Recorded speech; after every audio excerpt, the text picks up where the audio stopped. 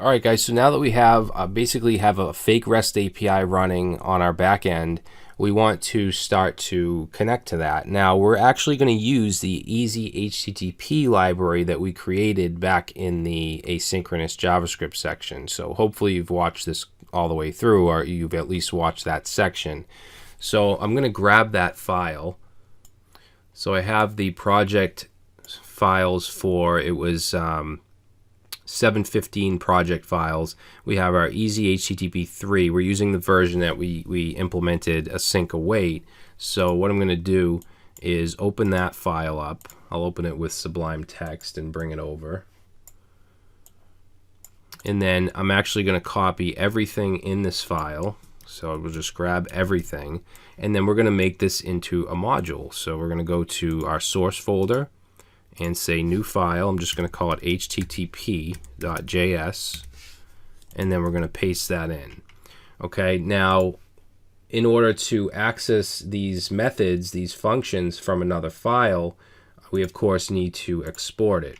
All right, so what we'll do is go down to the bottom here. We can leave everything as is, but we're going to go down to the bottom and we just want to say export const http equals, and then we're going to instantiate the class. So new easy http.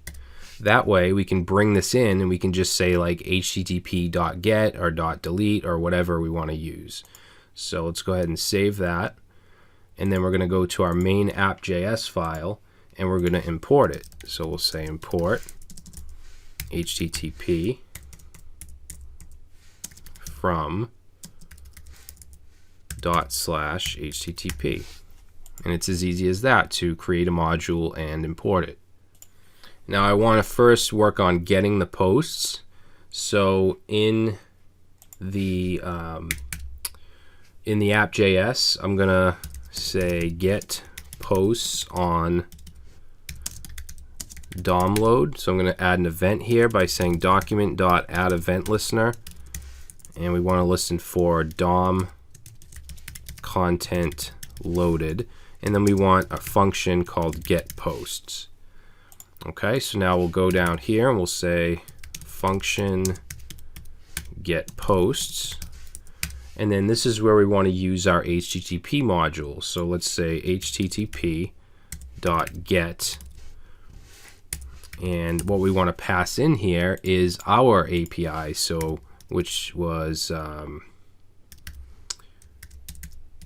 http localhost port 3000/posts, I believe. Yep. So this is the URL that we want to make the request to. So remember that the get method, if we look at it right here, takes in a URL and it's going to give us back the response data. So let's pass that in like that. And then since this is an async method, the get right here, it's going to return a promise. And remember how we deal with promises, we do .then, and we'll also do .catch if there's any errors. So right here we'll just say error, and then we'll console.log the error. And then for the then, what I want to do is just for now, just get the data that it returns, and let's console.log it just to make sure that this actually works. So if we go to our front end, let's save. It's gonna load the dev server, and then if we look down here, we're fetching data. Okay, so we're fetching data from our backend API.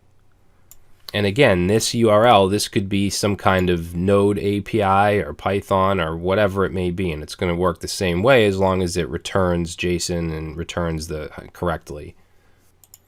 Now we want these posts, we obviously don't want to just console log them, we want them to show in the UI in our application. So we're going to create a UI module. Okay, so in the source, let's say new file, ui.js. And we're going to say class UI. Okay, we're still using object-oriented programming. And let's call a constructor, or create a constructor. And then I'm going to assign certain parts of the DOM to certain properties. So let's say this.post equals document dot query selector, and that had an ID of posts. All right, let's get the input field. So we'll say title input equals document dot query selector, and that has an ID of title. And then let's just copy this, make this a little bit easier. So next we have our body input, which has an ID of body. We have our ID input, that's the hidden field, remember that? So that'll be the ID of ID. And then we have our post submit button, and that has, it's actually a class this time, so we want to do dot post dash submit. And then I'm also going to set a property called form state. Now we're not going to get into this just yet, but I just want to set all the properties of this module, of this class. So we're going to set the default to add. That's the default state, to add a post. Okay, so now we want to create a method called show posts. And this is going to take care of actually displaying the post down here in the UI. So this will take in posts, and where we're going to call this is in the app.js. Instead of console logging data right here, we want to call that UI posts. Now before we can use the UI class, we have to export it. So let's go back to back to the UI module here, and then just export const UI equals new UI, and save. And then we can bring that into our app.js. So we can import UI from ./UI. Okay, it's as easy as that. And then down here, instead of saying console log, we're going to say UI dot show posts. And we're passing in the data because that's the post that's returned from this URL, from our back end. So we'll save that, and let's go back to our UI here, JS, and let's make sure that it's actually, this is being called. So we'll just console log posts, and you can see that it's now logging the post. So we know that this is being called. So now let's set it up so that we can output them into our UI. All right, now what I'm going to do is just set an initial variable for the output. Okay, you want to make sure you use let here because we're going to be reassigning it or appending to it. And then we're going to take the post that's passed in and loop through with a for each. In here, I'll just pass in an arrow. Okay, we can do that, and we'll say post for each one. And then let's take that output variable and append to it a template string. And then each post, I want to have a div with the class of card. Let's also do MB3, some margin bottom. And in here, let's do div class card body.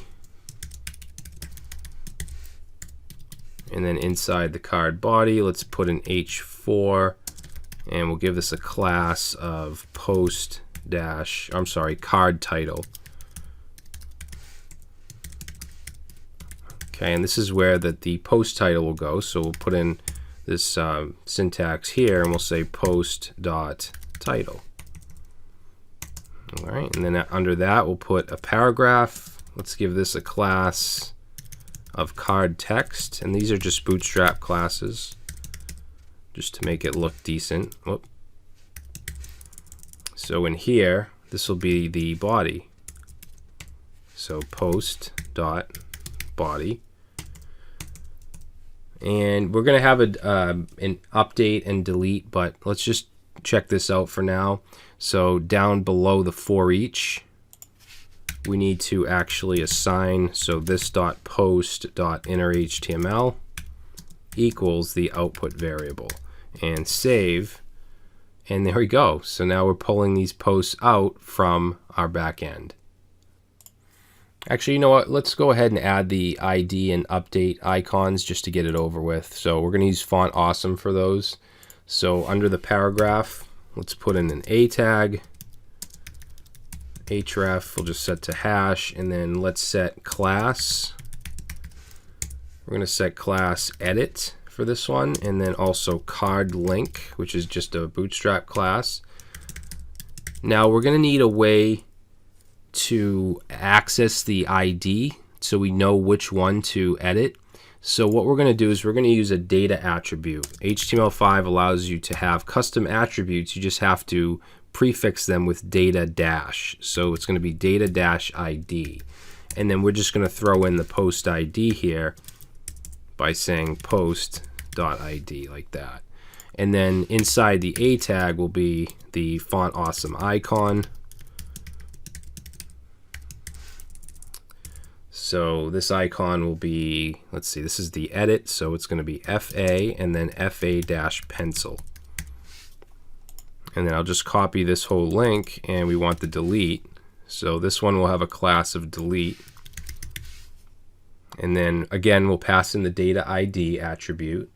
And let's change the icon to remove. All right, let's save that. And there we go. So now we have an edit and a delete. Now I also want to have a custom style sheet. So what we'll do is we're going to create in the root here a folder called assets.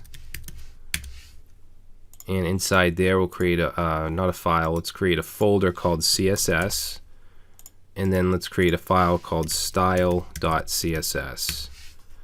All right, and then in here, all I want to do is I want to set the delete icon to be red. So the class of delete, we're going to say color will be red.